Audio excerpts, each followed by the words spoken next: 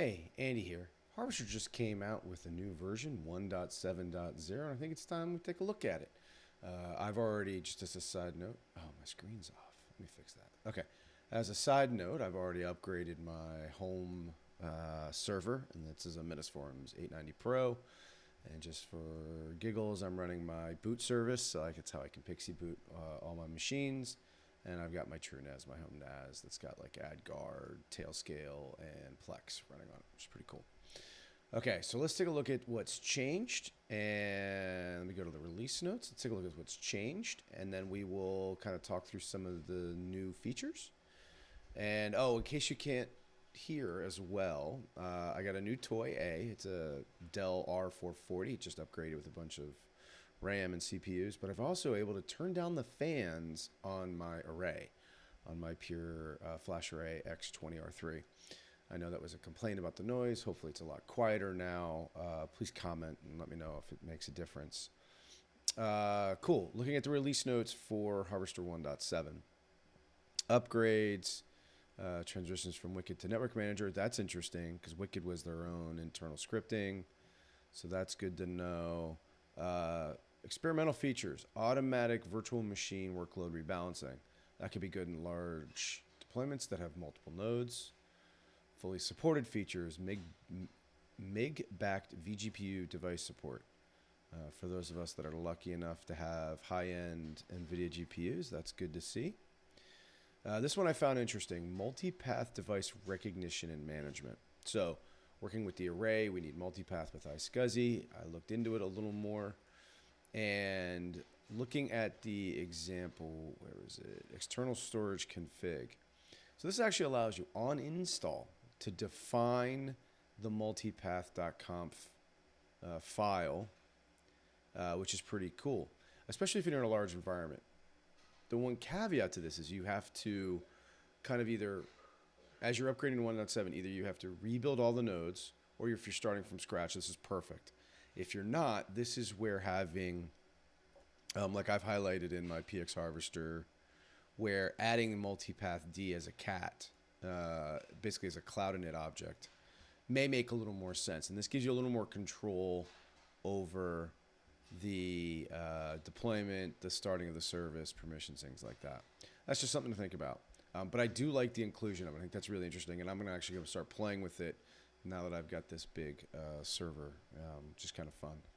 But here's the DRAC for the server, iDRAC. It came with iDRAC Enterprise. Yes.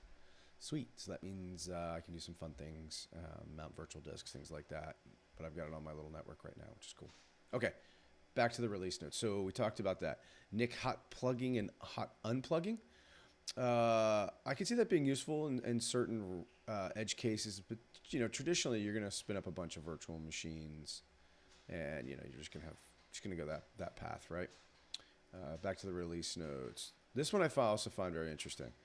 Open virtual format OVF support, but really it's about OVA files too. So this means we can now import OVAs into Harvester. Now it does require the VM importer, and that is a add-on, and I can show you how to enable that because I actually do want to play with it. And for me, I'm not coming from VMware. I don't need a secret. For me, I actually have a real-world use case for OVA source. Now, the only downside is I got to throw it up into a web server. Relatively easy nowadays with Docker and things like that. But this will, this makes it interesting because there are some virtual appliances that I want to test out, and it'd be cool to be able to do it in Harvester. Okay, so that's a really interesting. Pausable node upgrades. This is for managing. This basically is for managing the upgrades more finitely between servers. Maybe worth taking a look at. Transparent huge page configurations if you really want to get into more of the kernel tuning. I haven't seen a need for it, but everyone's got their own use cases. Virtual machine VLAN trunking. So that's pretty cool with overlapping VLAN ID. Okay, that's pretty cool. Volume snapshots in guest clusters.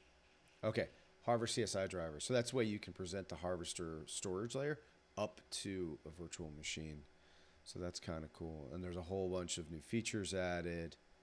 and fixes, which is cool. A whole bunch of enhancements. This is awesome. There's a lot of good ones in here. I mean, I will tip of the hat to the bug fixes.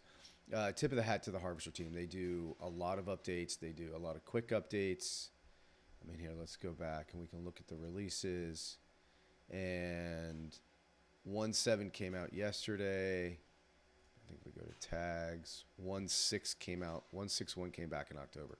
So you're really talking about a 2.5 month cycle, which is really quick in terms of major versions. Okay, what does it look like? So they did change kind of the default color palette, which I like. Although it'd be cool if they matched some of the colors, but it looks good. I'm not disputing that. It looks good. Looks more modern. Yeah, I for the most part, it's just going to work, which is great. Let's go ahead and deploy, now that I've got this host with a ton of cores, a ton of memory, let's go ahead and deploy some virtual machines. Let's call this local. Give me 3 of these. We'll use my template. That looks good. 3 local. Well, that's deploying. Let's go ahead and create, call it array. We're going to need, say, 3 of these. We're going to use this template, but we're going to modify the volume. So instead of being, and we're going to call that 65, 67. There you go. The kids would laugh right now. And that's something we're changing. So we're deploying 3 Rocky locally. We're running 3 Ubuntu on the array. And cool, we're seeing those start to deploy. We can go log into the array, see we're starting to see network traffic. We can go to storage, look at volumes. It's already got our image, and there's our 367 volumes. Perfect, that's working great. And by the way, I did modify, if you're curious, I did modify my templates.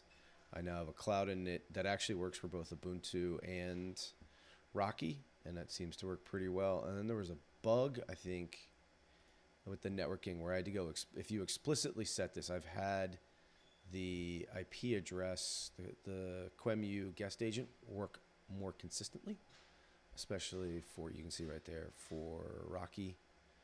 Let's go ahead and pull up a web VNC for an Ubuntu. Yeah, it's hit or miss. I know it's my cloud in it, and I wish I had a better answer. Here, we're logging on the console here with my standard login and status QEMU guest agent. Why did that not install?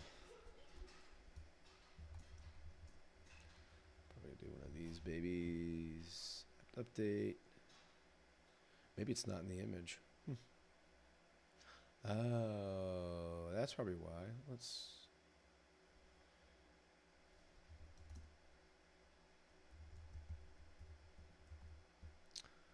ping something else. Google, right? Google's always there. Temporary name. So I have no DNS. That's not cool. Hold on, let me resize the window. Now I'm kind of curious. I hate when it does that. All right, let's go into the actual console. I'm just shrinking the window, standby. Cool, root. So click in the window, root.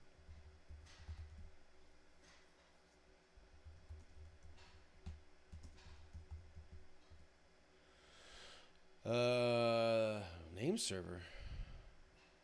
Out of memory, killed. Yeesh. That's not good. Localhost is the name server?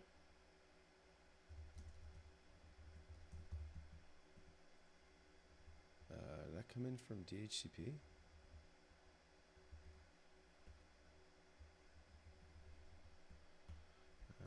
.168.1.2. Yeah, that's what I'm running internally. We'll do this. Dig. Google.com.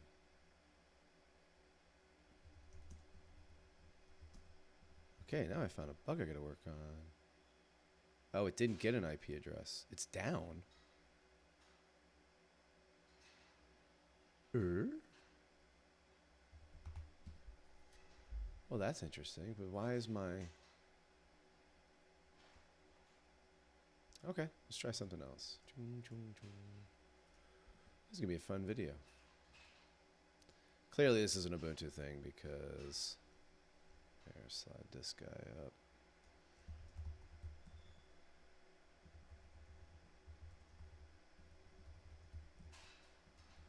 Whoop. Why didn't you copy? Copy. There we go. Yeah, so I can get into one of my Ubuntu nodes. Let's do one more. And this is coming off the array. Let's make this a chonker. 12, 24 volumes. Ubuntu 100 networks. Yeah, it's on the right VLAN. Additional advanced options. Let's go down here in the network data. Oh, there we go. There's the issue. Okay. So what we're going to do is we're going to wipe this out. We're going to let it do its own thing. That's why. Because in Ubuntu, it's Eth0. In Rocky, it's Eth0. In Ubuntu, it's ENS0, I believe it is. I guess a sec it'll come up. But the good news is we go back to the array. There's our volume. There's our image, I should say. And then there's our 100 gig volume. So, I mean, you can see it works pretty quick. That's what I like to see. Let's go ahead and open the serial console because that's always fun to watch.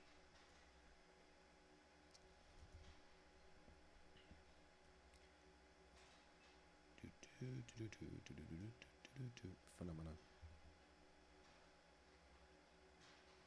Come on. Maybe it doesn't do a standard out. I thought it did. Let's do the web. VNC. Oh, there we go. It's still boot.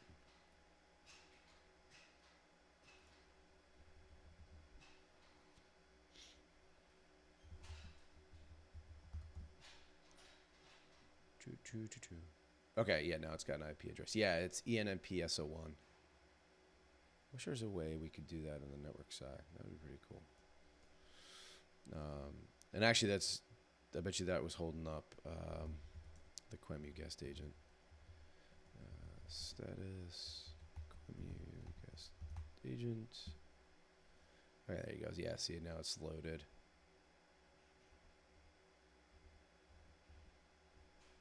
It should be coming up. Huh.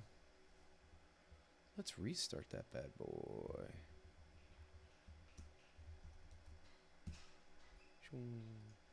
Cool. There we go. Okay, cool. That was just a nicknaming. Not a big deal. So we can see that Harvester's got a bunch of really cool updates to it. I got a new toy. Hopefully the volume works better. And since this is Christmas Eve that I'm filming this, have a Merry Christmas. Have a Happy Kwanzaa, Happy Christmas KwanzaaCon and Festivus for the rest of us.